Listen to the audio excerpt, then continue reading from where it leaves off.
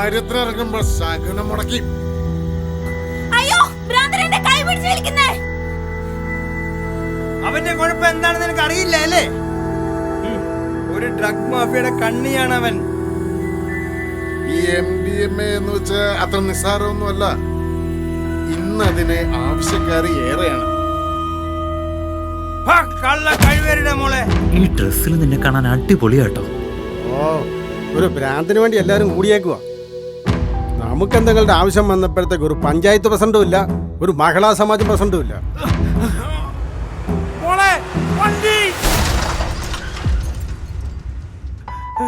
ഇയാളെ എനിക്കറിയാം.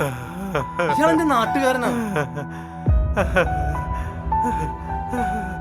Ha ha ha.